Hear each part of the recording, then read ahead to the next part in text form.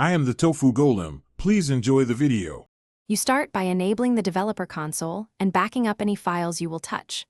Open your Team Fortress 2 installation folder, then navigate to tf/custom and tf/materials. This is where Custom Viewmodels live. Once done, create a new custom folder with clear naming so Steam won't overwrite it, and copy the default Viewmodels and material files there. Make sure to keep a copy of AutoExec, CFG, and Viewmodel bindings so you can revert settings quickly if something breaks.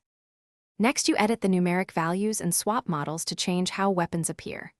Open AutoExec, CFG, and set Viewmodel FOV and Viewmodel Offset X, Viewmodel Offset Y, Viewmodel Offset Z. These control field of view and position.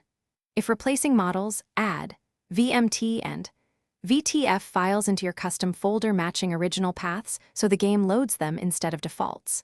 Then launch Tf2, load a local map or training area, and test while adjusting values. Iterate until the model sits and animates as you want. To finish, create convenient binds and finalize your configuration.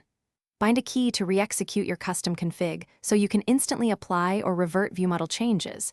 For example, bind k exec AutoExec, CFG. Once satisfied, make the files read-only or keep backups. If something goes wrong, reset with autoconfig on launch or verify game files in Steam. Also check the developer console for missing texture or path errors. Correct file names or VMT links and reload until the view model displays correctly. Thanks for watching. Consider subscribing if we helped you today.